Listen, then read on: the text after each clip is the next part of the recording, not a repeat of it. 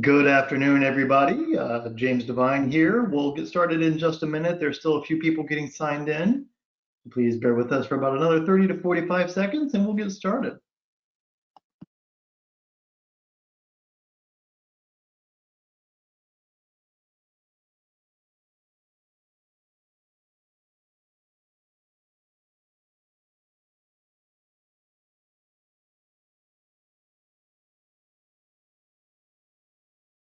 Seeing some familiar names signed in. It's always good to see people we've worked with in the past. Hope everybody's having a good day.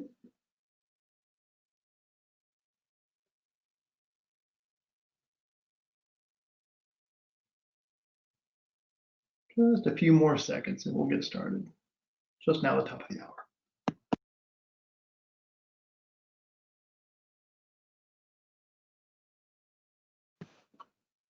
All right, well, let's go ahead and start. There's still people shuffling in the back of the room. Hopefully they won't be too noisy in this virtual world we live in now. Good afternoon, everybody. My name is James Devine, and you are attending the Agent Productivity Using Gamification presentation put on by Covestic. We're going to talk today about an application that we've created that is it's more than just an application. It's a different dynamic in how to work with your support agents, and we'll get into the specifics in just a little bit. But let me first do some introductions. Oh, well, more importantly than that, just by attending today, you are all automatically entered into a drawing to win a $250 Amazon gift card. I believe that drawing will take place sometime after the webinar is finished. So just by being on and listening right now, you are automatically entered. So good luck to everybody for that. We will certainly let you know if you are the grand prize winner. A little bit about me. My name is James Devine, as I said. I am the director of our customer service management practice here at Covestic. I've actually been with Covestic for about 7 years, but I've been implementing ServiceNow for 11 years. I've done almost everything in the platform, from being a technical consultant to a developer. I've worked with the Discovery platform, I've worked with ITSM, but I've really spent the past 6 years very heavily focused on customer service management. I was very fortunate to be involved with one of the first major rollouts of CSM, the Epicor project, which there's plenty of literature out online if you would like to see any of the case studies or successes that came out of that. It was a big win for everybody involved, a lot of blood, sweat, and tears, but it was a great use case, and they've reaped a lot of benefits. And we've taken what we've learned from that and applied that to other companies since then. I think we're up to about 16 CSM implementations at this point. Even though that is my focus area, what we're talking about today, while it was initially built for CSM customer service agents, it can be used across the platform. So we'll talk a little bit about that. Yeah, so my role now is I still am active as an architect, but I also oversee and help build the practice focused on CSM, and I'm a bit of a CSM evangelist. So anybody wants to just talk more about customer service management, feel free to ping me. I'm always up for that. Covestic, the sponsors here. Covestic is a elite services partner of ServiceNow, founded back in 2001. About 250 people strong. Not all of that is dedicated to ServiceNow, but ServiceNow is the only platform that we work with. We aren't an implementation company for anybody else. We do have some other managed services and DevOps operations as well. But as far as implementations, we focus just on ServiceNow. We are entirely North American based. We don't have any offshore resources. We keep everything local. We've got over 200 implementation projects on ServiceNow under our belt in the past 10 years or so. Average CSAT is usually around 9.6, 9.7. They've since changed the number scale to be on a 1 to 5, so it throws that off a little bit, but that's typically where we are. And one of my favorite things about working here and the way that we do things is that number that you see all the way to the right, the 90% repeat business. We've always been very focused on process improvements more than just installing tools. So we always are heavily investing with our customers to make sure that they're actually getting real results. And it is a partnership. That's what we always strive for. And I think our customers have always appreciated that, which is why we frequently are sticking around for subsequent work. And we appreciate that. All right, well, let's talk about gamification. I know I say gamification, and I have a picture of Dale Carnegie up here. Many of you are familiar with his teachings. I've always been a big fan. One of his most enduring lessons is that if you want anybody to do anything, you have to encourage in them an eager want. And he said these words 100 years before gamification was even coined, but the idea of creating an eager want and gamification go hand in hand. One of the problems that we've seen is that a lot of organizations measure their support agents, whether it's internal or external, on ultimately what are negatives. They're looking at mean time to resolution, call hold times, SLA breach times, that sort of thing. So people are being evaluated on what they're not doing right. Gamification, the way that we've designed it and when it's implemented properly, actually becomes a positive affirmation tool, so that it's not punishing somebody for doing something they shouldn't have or not meeting a goal. It's rewarding them for doing something we wanted them to do. We're going to get into some specific examples of that in just a little bit. But really, it is a different dynamic. Again, this is not just a tool. This is a different approach to the process. And we're actually seeing some pretty significant results with our customers that have implemented this already. Okay, let's see. Let me ask everybody who's on the call just to take a moment and put in the chat window some sort of gamification that you run into on a daily basis in your regular life. I think we're all overwhelmed by it at this point. You see, here's just a few that I pulled in. I've got my Delta Medallion status, that's gamification. We've got the Zynga achievements for games that keep you playing the games and adding more and paying for the upgrades, that sort of thing. And then here on the bottom right, you actually see the community's leaderboard on ServiceNow. Of course, Chuck Tomasi, many of you are familiar with him, the perennial leader on that. He is a brilliant mind and an asset to the ServiceNow community.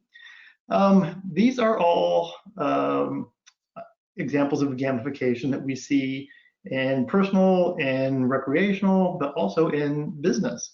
And there's more and more studies, and we've got one quoted here, that are showing that using the idea of gamification in the workplace actually drives much more employee satisfaction and better performance, and it reduces costs. So there is all kinds of overwhelming evidence to support the idea of introducing gamification into your work environment if it can be done right. Again, the idea here is to keep it a positive, something that people are striving for, not something that people are being punished by. And all of that is attained in the way that we implement that. We'll talk about that a little bit at the end. All right, so let's talk a little bit about the application itself. The first thing I want to say is that this is not part of the platform out of box. It's not part of ServiceNow's baseline offering. It wouldn't surprise me at some point that this does make it into the platform, but as of now, this is an application that we've built that we can implement into your environment. So we're more than happy to talk about how we would tailor this and make it fit your needs, and we'll get to some of that at the very end. But in general, agents are able to earn points for performing various activities related to customer service or support desk or whatever type of agency it might be. And management has the ability to modify the rules that allocate the points. So that way we have an ongoing ability to correct issues. If we see that we are trending towards a path that's not good, if we see from our reporting that there's an issue, we can actually start to create rules and award points that will encourage people to address those issues. So it's a very flexible application from the management standpoint. And when that's communicated properly to the agents, they know what's expected. They know what they have to do to attain these points and get to the next track level or earn badges. They know what's expected of them. So it takes out a lot of the the gray area, the unknowns. It really gives it a very easy way for people to understand what they're supposed to be doing and why, gives them a little bit of a competitive initiative to want to stay on the top of the leaderboard or to earn the next level. So that's what it is at the core. The agents can accrue points based off of rules. I'll just show a quick a glimpse of the rules here, but then I'm actually going to go into one on a demo. So productivity rules are at the core here. This is based off of the the community's gamification engine of ServiceNow. So this is already using things that are out of the box. We are happy that we were able to extend functionality, that we didn't have to create everything from scratch. But we do have these rules that are specific to CSM. We can actually tailor these as well for other process areas, HR, ITSM, ITOM. The ones we're showing right now are dedicated to customer service management, centered around the case table. And what you see here is an example of a condition builder that says that when an agent performs a task that matches this condition, they are going to get points allocated to them. So let me just go ahead and show this in my demo instance. Bring that up here. I'm just here in my my demo instance. We're going to look at the rules. We've got a few productivity rules defined in here. This is my test instance, so bear with any of the test data that you see.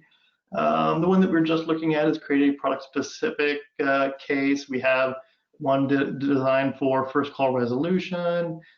We have one for creating a knowledge article. Obviously, we're going to give higher points for things like that because that's going to have a higher value to the company. So we're going to encourage those things. So we want our people to take the actions that are going to simplify their lives, make the customers happier, and reduce our costs. When we can find rules that give points for those things, everybody wins. So I'll just go ahead and open up this one that we were seeing on the slide just a moment ago. And again, this is using a condition builder for any time on the case table, any of this happens. So this is a new case gets created, matches these settings, and we could use the condition builder here to make it any type of activity we wanted to. If we wanted to trigger it off of first call resolution or reassignment or whatever the case might be, we can build those rules to be very specific and very granular. So if I wanted to put this into action, I'm going to come over here and create a new case. And I do have a template that will fill this in for me, so I can save us just a little bit of time. So you'll see that I'm using a lot of the demo data with the instance here. So we've got our friend George Warren from Boxio. It matches the criteria. I'm going to put myself in here as the assigned to. Now, when I submit this case, it's automatically going to allocate the points that match what I just did. And you see I've got some test data in here, just making sure everything was working. If I come back in here and I look at this case now, and I scroll down to the very bottom, and I dismiss my special handling notes, you will see that there is a related list for the productivity point history. So this case can have many points assigned to many people throughout its life cycle. If a case gets routed to 3 or 4 different people and they all perform activities that match rules, this list could be, it could be as many people who touched it as many records here as people who touched and performed activities. Again, all that is on how you define the rules, and we do assist with that. But here's the example. I have a new case created for product specific, and it's showing me that it allocated me 2 points.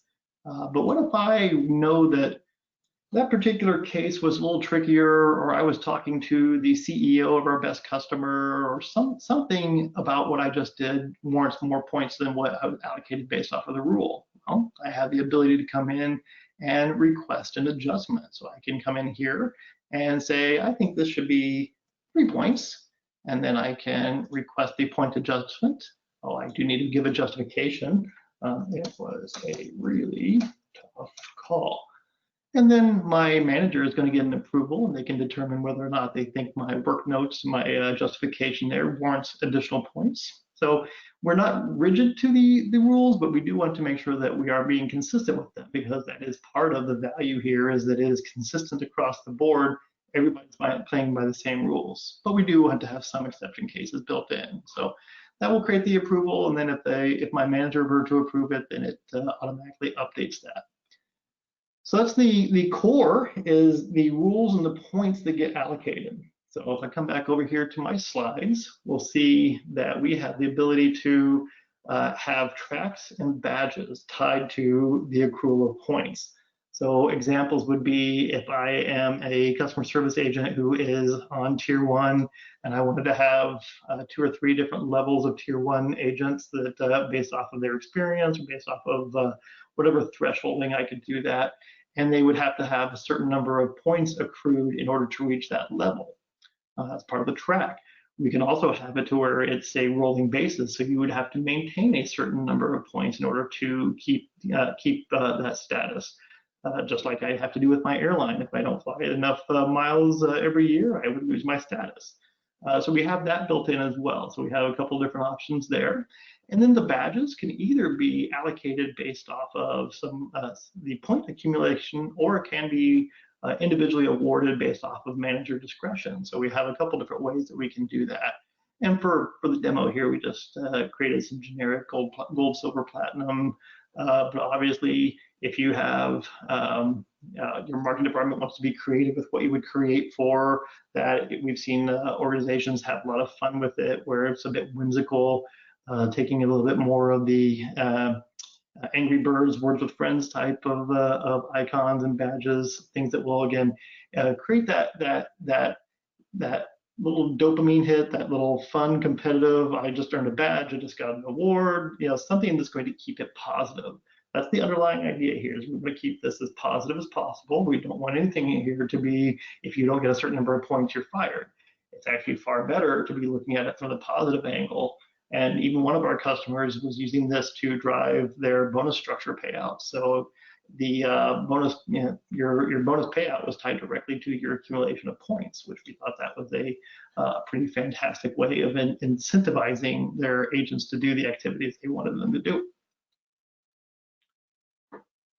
For reporting purposes and dashboard purposes, we actually have some categories that we can allocate. So if you wanted to be able to break things down based off of activity types, we can do that. A big part of this is making sure that we are focusing on fixing the pain points. So we are doing our continual service improvement. We are recognizing where there are issues in our support, if they're in not enough self-service or too many calls, too many UPS people showing up and ringing my bell, that sort of thing. We can actually apply different categories to that, so we can see, are we making progress in the areas that we want to be? So that's one of the reasons we created the types, and then that's also part of what we do to focus on making sure that we are adjusting the rules ongoing, that they're not static, that those are something that we say once a month we reevaluate. Is there an area that we need to focus on? Can we create a new rule or modify one or adjust the points and then communicate that out to the agents so they know? So that way we're always working on solving the pain points from a positive standpoint. Okay, and then obviously the dashboards and leaderboards, these are meant to be visible to everyone at all times. We want people to be able to see and take pride in where they're at, and if they aren't on the leaderboard, they will strive to do the activities that they know are going to get them more points. So obviously there will be some people who will be trying to cherry pick so they're getting points, but that's where adjusting the rules and getting those tweaked over time will certainly account for that. And as people start doing that sort of thing, what they're actually doing is helping our customers. They're doing better service because the points they're getting credit for are things that we want them to be doing anyway. So that's a win-win situation there. So again, just a lot of positives that come out of this implementation, and something that I would certainly love to see more organizations taking on. The daily logs, we do keep track of that. So obviously, every time you're seeing a dashboard, there is core data underneath it. So we do have all of that, and we can do reports based off of either group or individual or by manager. So we can start to see, are some groups performing better than others? Is there opportunity for training? Can we start to see, what are the discrepancies between them? Is it a time zone issue? Is it they don't have access to the right resources? We can start to recognize the differences, if there's inconsistency in our support models, we can start to see that as well. And obviously, with this, you can always tie this back to things like the CSAT surveys that go out. You have this along with all the rest of this data you have in your ServiceNow environment to compile a wealth of data on the operations within your service desk. We have a lot of things that we're working on building on to this offering. It's something that we are constantly coming up with new ideas and new ways to enhance it. We actually, we don't necessarily sell this as a product. What we do is we will actually come in, work with you to identify your pain points, figure out what the best starter set of rules would be, get those configured, identify the dashboards that you need, and also help you with the OCM part of it, because you want to get your agents excited about it. They need to be aware of the rules before they play the game. So we do a lot of that as well. So that's part of how we roll this out. So if that's something that you're interested in, there will be a slide at the end here that will give the email address for you to contact, and we would love to talk to you more about how specifically this can work in your organization. So with that, let me take a moment and see if there are any questions that anybody has.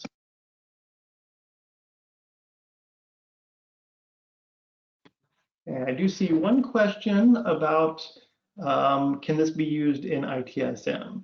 So there are licensing implications for leveraging communities that is licensed as part of CSM and HR, but is not licensed in ITSM, and we knew that. So we actually do have a variation of this that doesn't extend from the out-of-box gamification that we can use in those instances. So we are able to support that as well. Just a little bit more customization, and hopefully at some point we'll be able to have the communities be part of the core ITSM, and we can continue leveraging the out-of-box capabilities.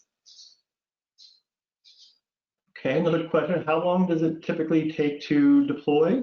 Again, we don't just install the software run, not like a plugin, and we just run out of there. So it's about a 2 to 3 week engagement where we're evaluating with your business owners, the stakeholders, what you want to see focused on, and where you're going to get the most value. So it's about a 2 to 3 week engagement. Not a lot of customizations in your instance. Again, all this is pre-built. It's just us making sure that it's set up and configured right, that it's going to be paying benefits for you very quickly. And one last question, what fulfiller activities do most clients reward? In general, we like to see most clients rewarding the activities that will reduce cost while not compromising service. So things that can lend towards self-service, if that's writing knowledge articles that are going to be customer facing, or working within the community, or creating scripts for virtual agent, things like that. That's usually where we see the most, because it's not just you got a point for doing something great one time. You're getting points for value that you're going to provide over a longer period of time, even when you're not actively doing anything. So those are the kind of things that we really try to go for, because there's a lot of value in that. I think a lot of organizations struggle, especially around creating knowledge articles, of how do you entice your agents to create the articles. And the way that we typically do it isn't just on creating an article, it's getting it approved and published. So it's not just a matter of creating it, because people can do that and game the system. We actually want to make sure that it's going to be something that's getting used. And we can even, this is one of the things we haven't done, but we've talked about allocating points if a customer marks the knowledge article as helpful. So while most of our activities are centered around case or task activities, we have the ability to go beyond that as well. Okay, well, I think that's all the questions that I see for right now. I do see a lot of friendly faces, friendly names there in the attendees list. I appreciate everybody coming. We do have our contact information here, and I am more than happy to spend some time one-on-one with anybody, showing them the capabilities and talking about how this can be leveraged with your support desk, your internal IT support, or anywhere else within your ServiceNow environment. So with that, I will wish everybody luck on the drawing for that $250 Amazon gift card, which will probably be drawn shortly. And I want to thank you for attending our webinar. I hope everybody has a great day.